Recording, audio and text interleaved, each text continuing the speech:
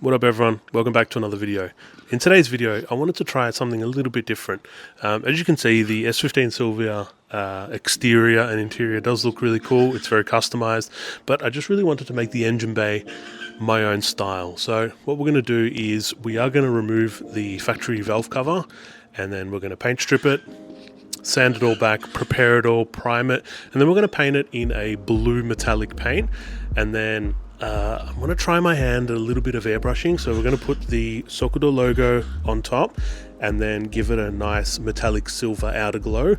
I have no idea how it's going to turn out. Your guess is as good as mine. So let's jump into it and see how it turns out. Alright, let's start pulling everything apart so we can access the rocker cover. Here I'm pulling off the strut brace, which obviously needs to come off. And then the coil packs. There is a 10mm bolt on each of the coil pack. They just pop out.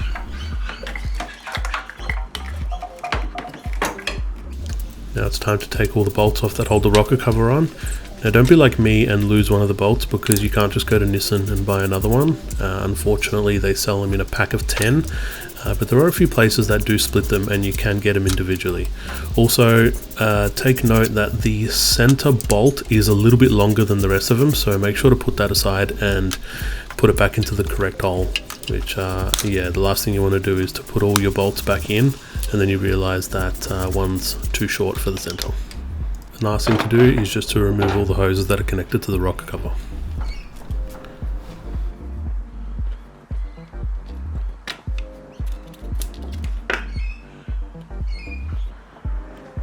With all the bolts and hoses undone, you should be able to pull the rocker cover off pretty easily.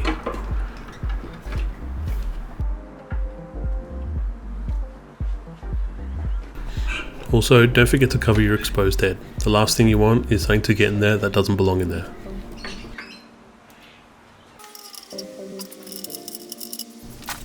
Now to remove all the washer seals. Again, you don't want to misplace any of these because they're not cheap if you buy them directly from Nissan.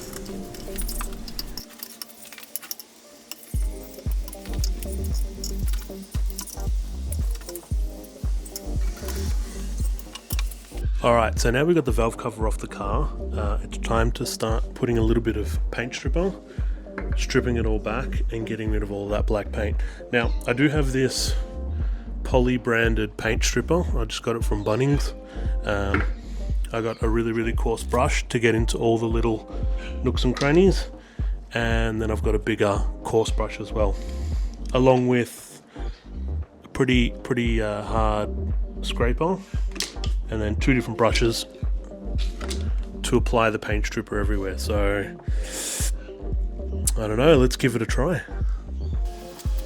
Now, paint stripper is a very strong chemical. I highly recommend wearing a mask and also gloves. You don't want this stuff to get on your hands, and especially in your lungs.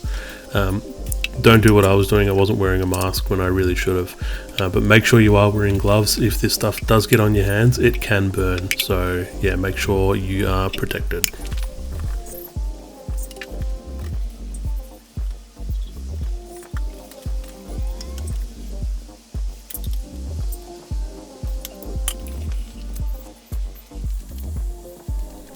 There is something really satisfying about seeing paint stripper make the paint bubble and just peel off. I don't know, it just looks really cool.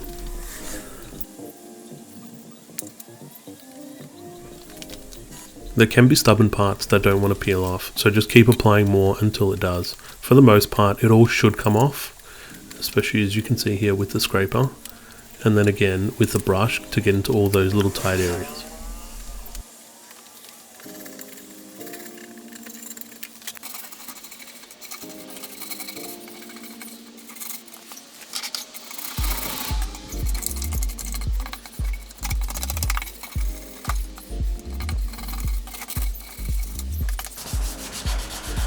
Now the paint strip has taken nearly all of the paint off it. There's still a few little stubborn spots, which I just hit with a bit of sandpaper and then just scuffed the whole cover. I think this was a 400 grit, and that's what they recommend before applying the primer.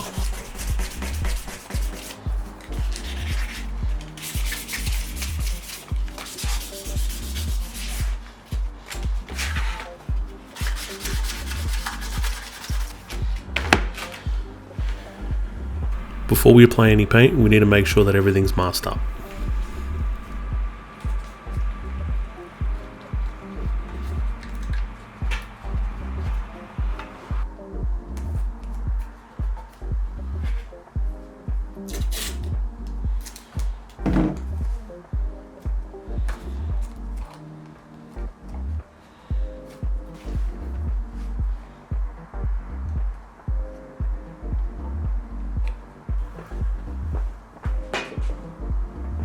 So as you can see, the cover is looking very, very bare. There's no paint left on it. There's a few little stubborn spots where the paint wouldn't come off, but for the most part, the primer should cover most of that. We just need to make sure we get a really good coverage.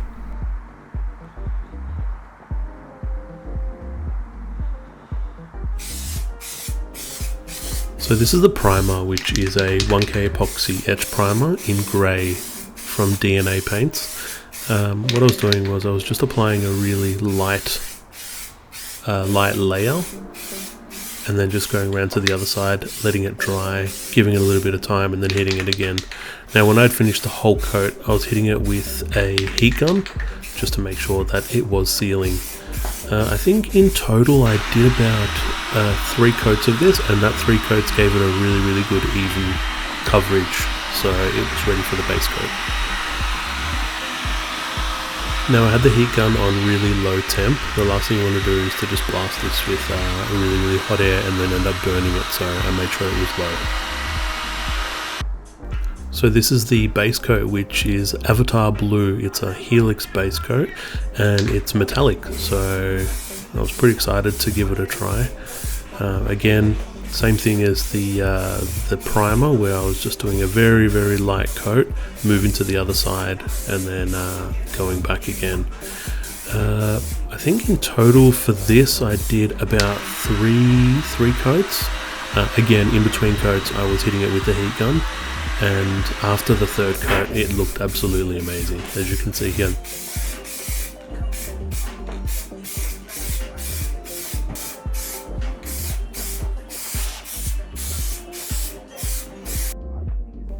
At this point I was pretty excited. If it looked this good with no clear coat, what was it going to look like with flake and clear coat?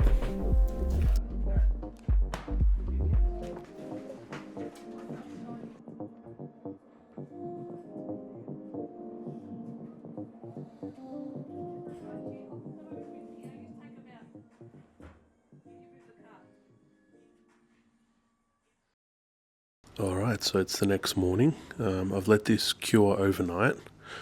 I'm actually really happy with the way it turned out. As you can see, there's no drips. The cans that I was using, the DNA brand, they actually have these really, really awesome tips on them, which gives a nice even flow of paint and doesn't put too much and then drip. I mean, look at that. I don't know nothing about painting and there is no drips whatsoever.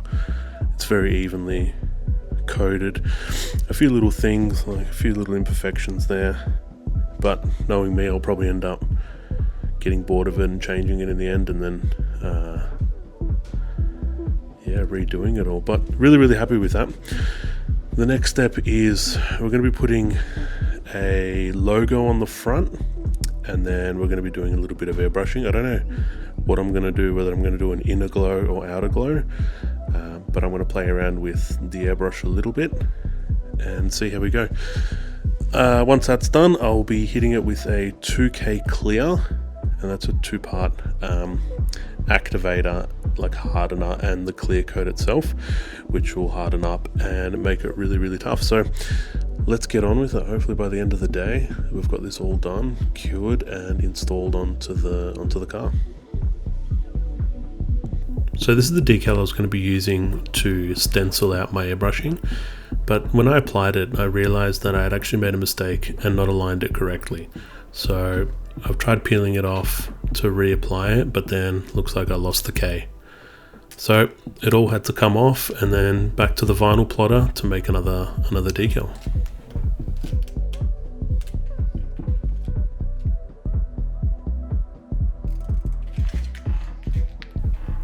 So being with my thoughts while cutting the vinyl, I decided to try something new, and I actually did test it on a bit of cardboard beforehand. What I was going to do was I was going to do an inverted logo and then do a gradient within the logo, if that makes sense. You'll see when I airbrush it here, but this was going to give it like a metallic ghost look, which is another look that I really like. Just masking everything up, and then the daunting task of painting on a cover you've literally just spent so much time preparing. Now, I didn't realize that I was actually covering the camera when I was painting it, but I started with heavy strokes towards the bottom, and then further out I went lighter towards the top, which gave it a bit of a gradient, as you can see here. Now, I did let the paint cure for a little bit before peeling this off, and it all came off no problems. As you can see, there is a bit of a gradient in the lettering, and I knew that once I apply the clear coat and also the rainbow flake, that it was going to look really cool.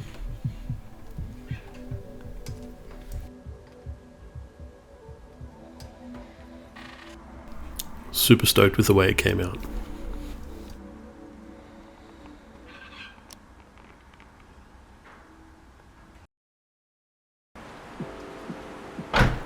So it's the next morning and we're ready to hit the rock cover with a coat of rainbow flake. I'm using this Dulux Duramax glitter effect spray. There is a limitation with how big the flake can be in an aerosol can, but to be completely honest, I think this is big enough, and it does pop as soon as the light hits it, as you can see here. Again, really happy with the way that turned out.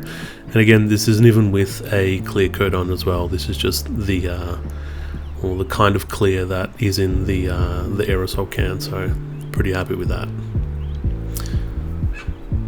Now what I got to do is get rid of the paint off the Nissan and the twin cam 16 valve lettering.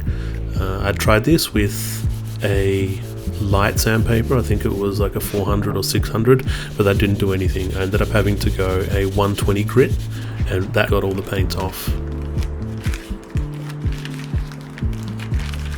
Now for the exciting part, seeing it all come together. I was using this 2K custom clear, again from DNA Paints.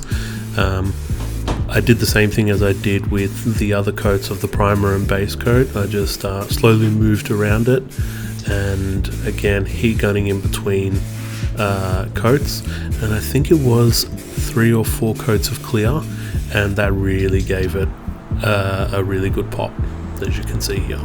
Pretty stoked on that. The ghost effect on the logo came out exactly how I envisioned it.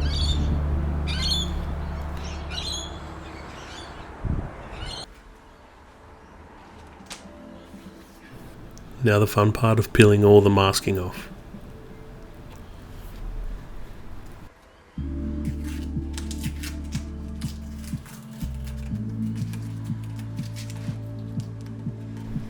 I think it's time to get some rest, have something to eat, and then tackle installing it tomorrow.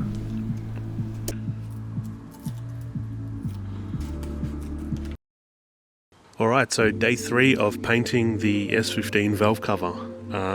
I've left the clear coat cure overnight. It's very smooth. It's dry now, everything's all good, and to be completely honest with you, I am so surprised with the way it came out. It just goes to show that putting in all the prep work, sanding it properly, stripping it properly, and then using good quality paint with a good quality can, it really pays off. Also playing with the airbrush for the first time, that was pretty awesome. The logo's there. Me being who I am, I'm already sick of it. I know I can do so much better next time, so don't be surprised if you see this valve cover stripped down and redone soon. So yeah, look, I'm pretty happy with it. The finish is absolutely amazing. It's a mirror finish, there's no drips.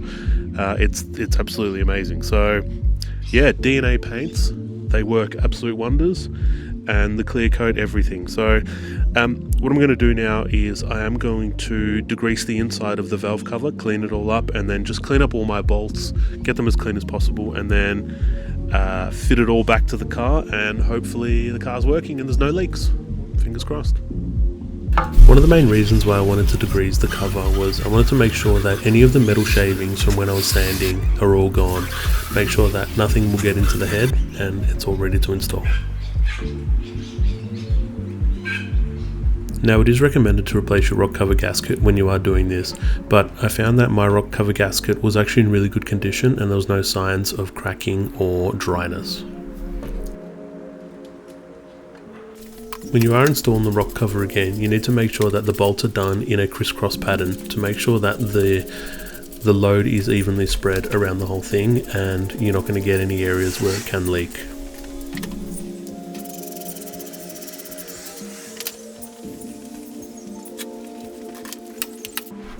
Install all the core packs and make sure that they are inserted correctly and pushed all the way in.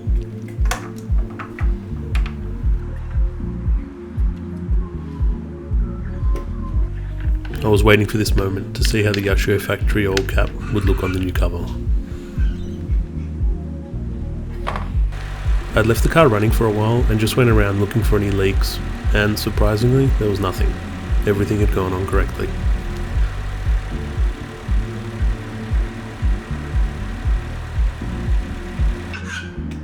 Now the last piece, reinstall the strut bar and have a look how it all looks together.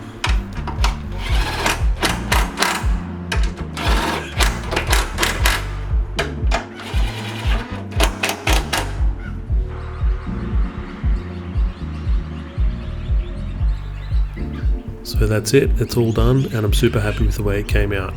We do have a bunch more engine dress-up parts that we will be installing soon, but that'll be in another video. But anyway, thank you so much for watching this video. If you have any questions, please feel free to leave them in the comments, and also feel free to subscribe and follow us on Instagram.